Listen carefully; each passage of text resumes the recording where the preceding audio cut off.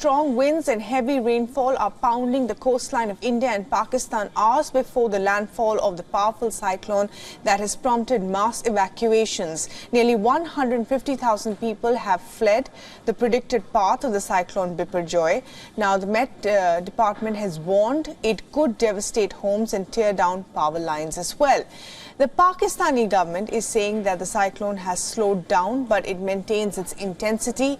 It is a cyclone that the likes of which Pakistan has never experienced. Remember, Pakistan suffered deadly floods last year, and now the country is bracing for a new deluge as the fast-approaching cyclone Biparjoy whirls towards its landfall.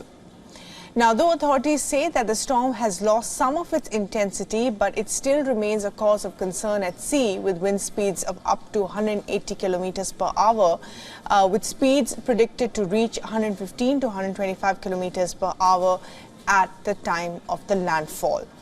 Now, these are images that we are showing you from Bhuj in India's western state of Gujarat, where already heavy rains and winds are being witnessed. The national and state disaster response forces have been deployed and people have been moved away from the coastal areas. Authorities in India's western state of Gujarat have evacuated more than 75,000 people.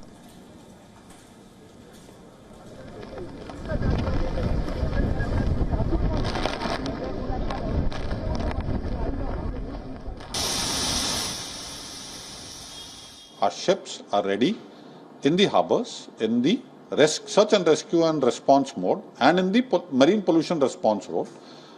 They are ready at various places at Mundra, Pipavav, Okha. They are standby. Further, we have kept 23 DRTs, that is the disaster response teams, all across Gujarat. And Biparjoy means disaster or calamity in Bengali. The cyclone remains the center of Jakhau port in India's western state of Gujarat and off Pakistan's southern port of Karachi. Now, makeshift relief quarters have been set up in school auditoriums and other government buildings to shelter the displaced in both countries. Meteorologists say that the cyclone could cause tidal waves in the Arabian Sea as high as 7 to 10 feet that could inundate low-lying coastal areas in both countries. Indian authorities suspended fishing until Friday. Schools have also been shut and beaches are closed. Many offshore oil installations and major ports on Gujarat's coast have also suspended operations.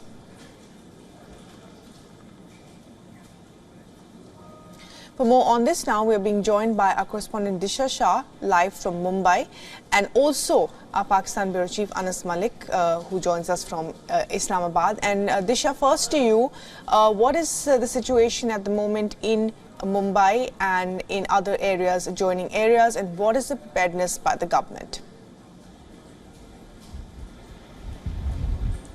Well, in Mumbai, this entire week we have seen, at least few days rough sea condition. And today also, if I can ask my video journalist just to show you, we are here at Gateway of India, which is one of the very famous tourist spot here. And you can see the condition of the wave, the speed and the high tide. Of course, you can see the level is increasing because here we are since afternoon, and earlier the level was little lower, but now it is slowly rising, and this is the effect, of course, in the Arabian Sea that we are looking at.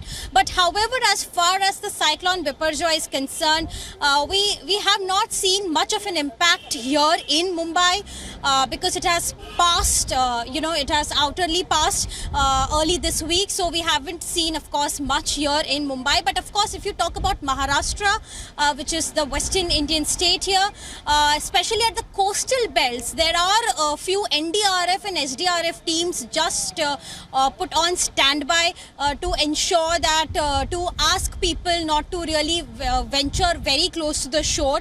In Mumbai, we are looking at few of the beaches completely being shut till 17th of June because of the rough sea condition during some time of the day. So this is something which the Mumbai authorities and overall Maharashtra authorities have really done at the moment when we talk about Cyclone Biparjoy.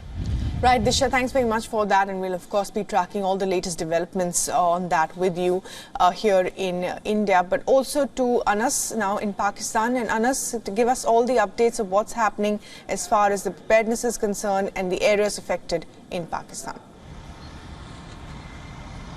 Well, Bhairavi, there are about 82,000 people who have been evacuated from the coastal belt in the eastern areas of the province of Sindh, with the Navy, police, rangers and even the army taking part in these evacuation operations. About 8,000 cattle have been evacuated, 87 medical units have been set up, 63 camps have been set up, and another 106 have been put on standby. Now, most of these people have been moved to Sajawal, which is still witnessing rainfall. Repair work on the feeder that feeds electricity to Sajawal city is currently ongoing. About 90 electricity feeders have been damaged, and the Pakistani administration aimed at evacuating about between 100,000 people to about 150,000 people. That's what the officials said. Now, as what we heard from the Pakistan Met Department, PMD, the last was that the Cyclone Biparjoy was about 230 kilometers south of Karachi and about